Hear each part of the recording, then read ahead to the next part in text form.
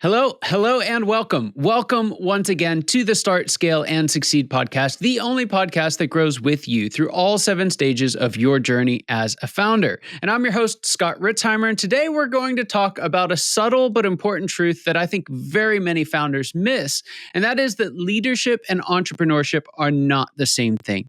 See, there's a lot of great entrepreneurs out there who haven't quite yet figured out how to be great leaders. So if becoming a leader has felt hard, please know you're not alone. The journey from entrepreneur to leader can be one of the most disillusioning journeys we face, but it doesn't have to be that way. I believe leaders are built and not born, and so leadership is a skill that any one of us can learn if we choose to, and so long as we have someone to help show us the way. And that's exactly why Dr. Michael Brenner is here with us today. Mike's a leadership coach, keynote speaker, and author of Strike the Right Chord. With a background that blends corporate leadership and professional musicianship, he helps founders, executives, and leadership teams build high-performing cultures grounded in trust, accountability, and creativity. Mike's clients range from early-stage entrepreneurs to global enterprise leaders, and whether it's coaching one-on-one or speaking from the stage, his mission is simple: to help leaders show up fully, lead more effectively, and create a rhythm of success that's both strategic and sustainable. And he's also, like we mentioned before, the author of Strike the Right Chord, the Emerging Leader's Guide to Exceptional Performance. We're going to walk through this really cool model here today. So, Michael, welcome to the show. Thank you, Scott. So excited to have you here. A question out of the gate is, in your opinion, your experience, why is it that so many entrepreneurs and other new leaders struggle to really develop these leadership skills? Well, I think as we talked about in our pre-interview here, Scott, I think it's because the skills required to be an effective entrepreneur are not identical to the skills required to be an effective leader. And as you mentioned, you know some great entrepreneurs. I know some great entrepreneurs. And that's a body of skills and competencies that are associated with, starting and building and cultivating and nurturing a business, and those are very important skills. The skills of leadership, while not wholly different, are a little different because now you're talking about building a team, cultivating a team of disparate, different personalities and temperaments, and communicating with your team members in an effective way, and honoring the differences that may appear on your team. So I think about it like two sides of the same coin. They're related, but they are distinct. And so we often find entrepreneurs who are really good at the starting the business, growing the business, getting the seed money, and have that bold vision. Can sometimes struggle leading a team because they are not identical skills. Yeah, and so one of the things that I think makes this hard for entrepreneurs to recognize is that many times they are talked about as leaders.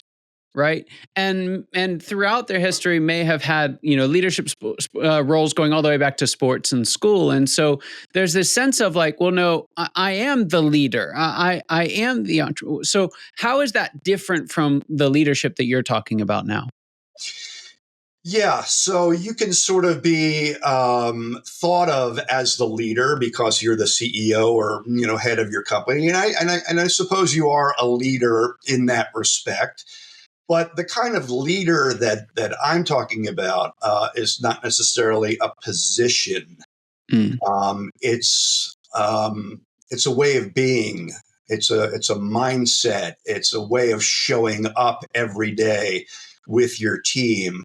I know people who do not have positions of formal authority who I would identify as leaders.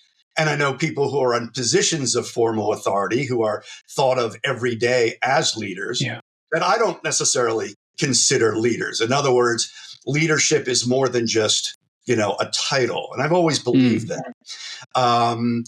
And so I think one of the things that I talk about in terms of what it takes to be an effective leader in my eyes comes down to what I call the CHORDS model. As you mentioned in the introduction, I also happen to be a professional musician. And a few years ago, I was really thinking about the the similarities between what is required to be an effective performer or a successful musician and what's required to be an effective or successful leader. And I realized there's a lot of interdependencies. There are a lot of commonalities among those two worlds. And so I came up with the CHORDS model based on my own experience and the research that I've done over the years, which I think is a good place for entrepreneurs who also want to be effective leaders to start. Yeah. And I can share what the CHORDS model is if let's dive into that. And I really appreciate it. And you walk through this in great detail in the book. I'd highly recommend it for anyone who's listening that this strikes a chord with them, pun intended. But let's start at the beginning of this. So it's an acrostic. I'm just going back to the English class here and not sure if I got that right. But let's start. So C, what's the C stand for and why is it important for a leader? Yeah. So each letter in the word chords, think of it as a note, right? So you're going to hear a lot of musical language baked into the branding and the concepts and the principles of the work that I do, Scott. But so the 6 notes of the chords model, if you will, are C for communication, H for harmony, O for ownership. So that's not owning the company. That is the sense of accountability, owning the outcomes of your behaviors and your decisions, right? That kind of ownership. R is for respect, D for direction, and S for support. And in my experience, leaders or teams or organizations that are playing all 6 notes are typically experiencing a high level of success. Yeah. Those that are playing maybe say 5 of the 6 notes, not awful, but maybe an opportunity to strengthen one of the notes. In my experience, when you start playing 4 of the 6 notes or fewer, you start to experience some dysfunction in the team, in the organization, that if that continues, you'll almost certainly start to, experience some negative results from that. You're going to want to get your hands around that sooner rather than later. Yeah. Before we dive into each one, just briefly to introduce the model for folks, do they happen in a certain order, or are some harder than others? What have you found in the actual implementation of the model? Yeah, so they don't necessarily happen in order. They're happening simultaneously, just like the notes of a chord, hence the chords model, right? So a chord is a series of notes played at the same time.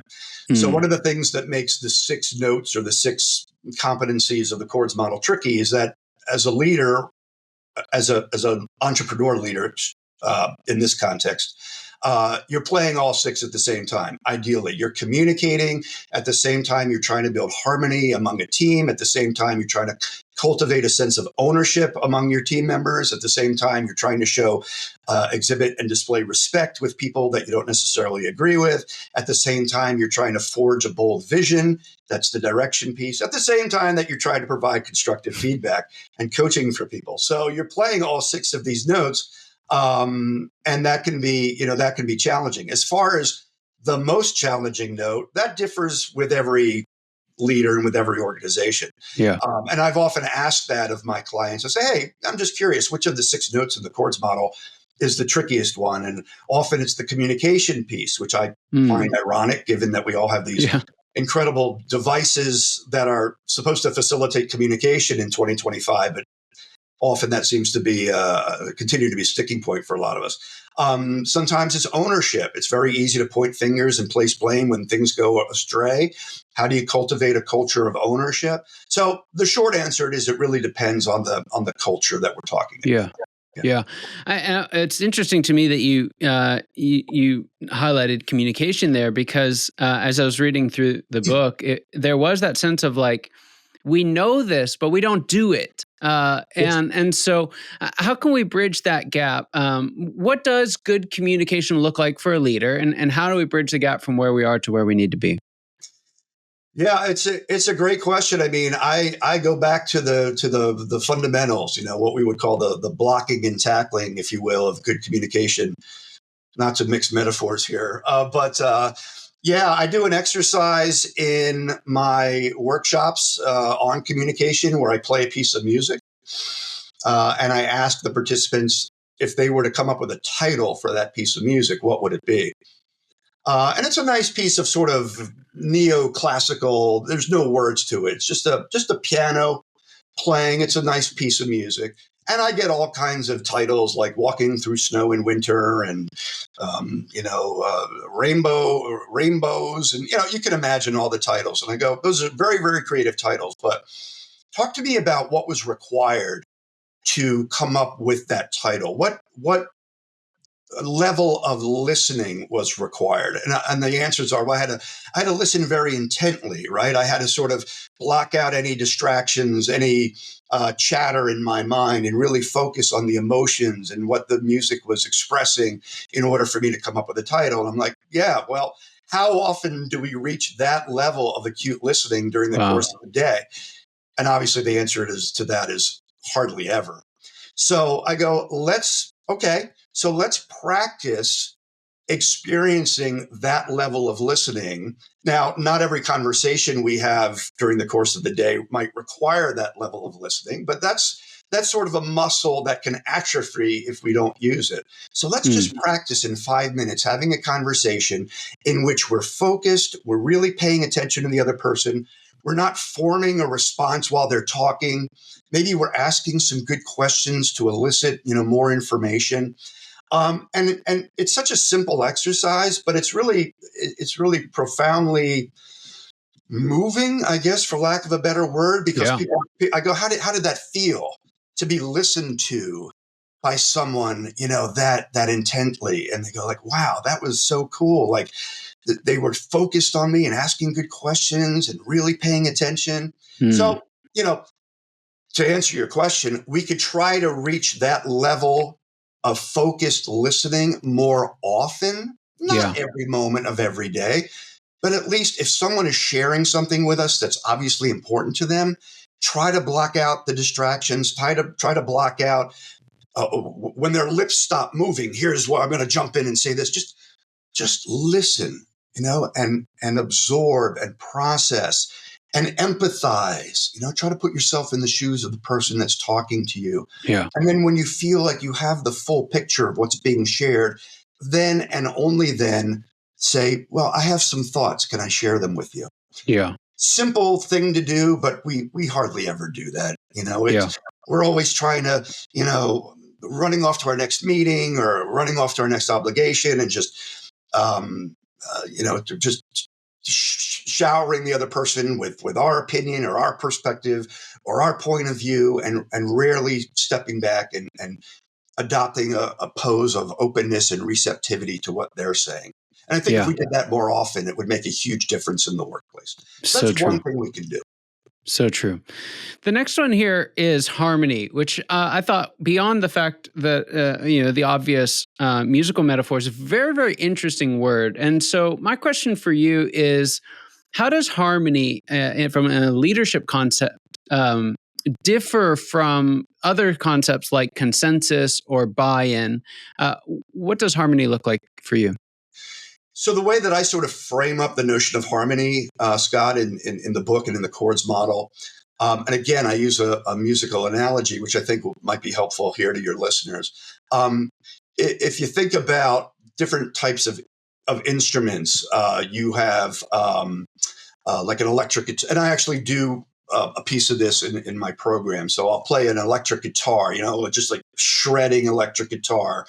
And that represents the personality of someone who is a little, dominant, a little, very confident, maybe a little rough around the edges. We know people like that. They're not bad people. They just have a very big personality, right? Sort of represented by this electric guitar. And then we have the next instrument. You might have people on your team who's a trumpet. And I play a piece of trumpet music. It's very joyful and very buoyant and it's like, right? And I'm like, do you know people like that on your team who are just like, hey, come in on a Monday morning. Hey, let me tell you all about my weekend, blah, blah, blah, blah, blah. And you're like, whoa, slow down, man, right? I haven't even had my coffee yet. We know people like that. And then there's like the saxophone, and I play a piece of like very warm and like just lush saxophone, jazz saxophone. Like, you know, people like that, right? They're just the people you go to when you just need a shoulder to cry on, right? They're just good listeners and they're empathic and you know the saxophones in your life. And then the fourth example is like a cello. And I play a piece of a cello sonata. I think it's a Bach cello sonata. And it's very sort of rhythmically consistent, and every note is in the right place. I'm like, people like that, they're just very meticulous and logical and rational, right? So again, I'm using the musical analogy to shine a light on the different personalities that exist in the workplace. And then we talk about, all right, how do you get the electric guitars playing nicely with the trumpets, playing nicely with the saxophones, playing nicely with the cellos? And we have a nice conversation about the preferences and the tendencies of each of those four styles, and how we can best work with styles that are a little different from us, or maybe vastly different from us. And, there's a lot there to talk about, more than we have time for on this podcast. But there's plenty of literature and plenty of research on how to work best with people who may have, a different perspective than us, or a different work style than us. And really what it comes down to is just honoring the strengths and the gifts of each style, and showing grace and patience with, the characteristics of a style that might not align with ours. And instead of getting frustrated with people, recognize that they're just different. So let's recognize that difference, and let's talk about how we can work best together. Yeah. I love that, because there's a couple of mistakes that folks make, founders in particular. They look for other people who can match their melody, right? As they're looking for other people who are like them, that are singing the same song in the same way, and you lose so much color in that. And then the other side of this is, just because it's different doesn't mean it's good, and you can have different that's wrong and that's not in harmony and not in sync with the team. And so it's excellent metaphor. I fell in love with it as you shared it, and then again as you shared it here on the episode. So for the sake of time, we like to keep this short for our folks. Sure. I'm going to give you the author's license to pick which one of the remaining four, and then again we'll make sure folks know how they can get a copy of the book and go through each of these in detail. But of the remainder, which do you think is the one that most entrepreneurs miss? Yeah, that's a great question. I think that probably respect can be an issue, especially with an entrepreneur with, let's face it, a big ego. Maybe, not an unwarranted one, because entrepreneurs tend to be very smart and very savvy. Sometimes they have big egos. So, sometimes that can be tricky. Direction, maybe not so much an issue with entrepreneurs, because they typically have a bold vision for what they want to accomplish. I think maybe ownership, and not so much that they don't exhibit ownership themselves, but it's kind of cultivating ownership among a team. And for me, just for the sake of time, Scott, I think that really comes down to this notion of psychological safety. One of the things that I think entrepreneurs can do to cultivate a sense of ownership in a team is to create a sense of psychological safety, which is a space where people feel comfortable speaking up, speaking out, telling the truth, being themselves, maybe even pushing back a little bit on the entrepreneur, not in a disrespectful way, but offering a different point of view, a different perspective. I think in a culture of psychological safety, people feel free and confident to do the things that I think are really important to a burgeoning business, which is like point out things that maybe going off the rails, or things we need to be careful about. When there isn't that sense of psychological safety, people tend to just buckle down, don't see no evil, speak no evil, see no evil. Yes.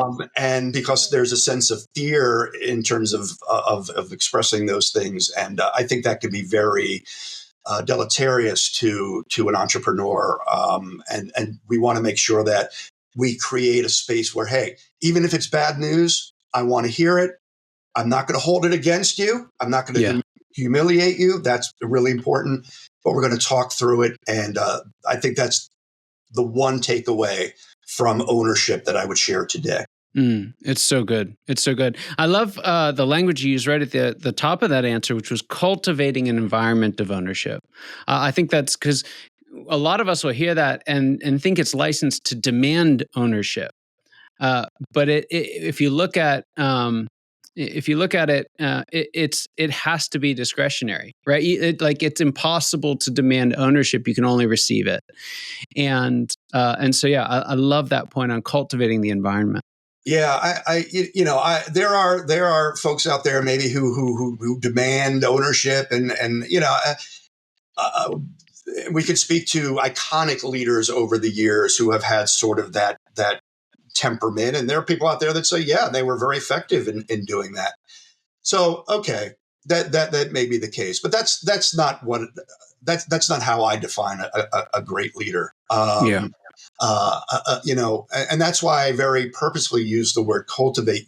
Like you're nourishing, just like you would in a jazz band, right? You're not demanding things of your fellow bandmates. You're working together in harmony and collaboration to create something that you think is going to be meaningful to your audience. So that's, as a musician, that's kind of the paradigm where I come from, and I it's a hallmark of the very best leaders that I've ever worked with personally. So true. Yeah. So, Mike, there's one question that I like to ask all my guests. I'm very interested to hear what you have to say, and then we'll make sure folks know how they can get in touch with you and go from there. But the question is this: what would you say is the biggest secret that you wish wasn't a secret at all? What's that one thing you wish everybody watching or listening today knew? I would say that, maybe it's a little hackneyed, but it was really true in my case. And that's follow your inner voice. And why I say that was really palpable for me is because about 10 years ago, I had a conversation with a colleague of mine, a successful speaker, coach. And I said to him, I'm really struggling to carve out a unique identity for my business. And he said, well, what do you think makes you different from all the other consultants and coaches running around out there? And I said, well, I have this lifelong passion for music, I've played music since I was a teenager. I listen to a lot of music. I talk about music with my friends. It's more than just a hobby. It's really a part of me. And he stopped me and he said, if you could see your face right now, you would see how joyful you are talking about music. So I think you answered your own question in terms of blending your expertise in leadership and team building, and you have all the academic credentials and all that, and blend that with your love and passion and background in music and create a brand out of that. And I said, well, that's interesting, but what if people find like that kind of frivolous or superficial? I was full of doubt. And he said, well, there's always going to be people out there that, don't align with whatever it is you're doing. But if you come to the marketplace with a sense of authenticity and passion and joy for whatever it is, you will find people that connect. So I took that leap of faith and I'm like, all right, sounds weird, but I'm going to totally rebrand and come up with Right Chord Leadership and the chords model and notes and harmony and jazz. And I was like, I'm going all in. I'm not going to just half bake it. And it's been good. I mean, it has definitely allowed me to create an identity in a crowded market. People say, "Oh, you're that saxophone guy. You're the music guy, right?" And it allowed me to write this book. So I would say, even if that little voice in your head says it'll never work, people are going to find it silly, who are you kidding? Follow that little voice and don't be dissuaded. If you have a bold vision and you just feel in your gut that it's the right direction for you, pursue it, and don't give up. And I think that is the biggest, quote, secret that I wish more entrepreneurs, that I would share with your audience today. Yeah. Remarkable. Mike, where can folks get a copy of the book? Where can they find more out about the work that you do and the workshops you host? Yeah, I appreciate that opportunity, Scott. So rightchordleadership.com. That's chord with an H, like musical chord, Right Chord, CHORD, leadership.com. The book is available on Amazon. It's called Strike the Right Chord, The Emerging Leader's Guide to Exceptional Performance. My email is michael@rightchordleadership.com.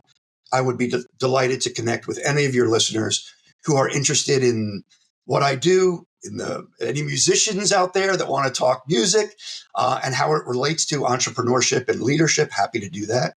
I encourage anyone who's interested to reach out. Be happy to chat with you. Yeah. Dr. Michael Brenner, thank you so much for being on the show. Just a privilege and honor having you here today. And for those of you watching and listening, you know your time and attention mean the world to us. I hope you got as much out of this conversation as I know I did, and I cannot wait to see you next time. Take care. Appreciate it. Thank you.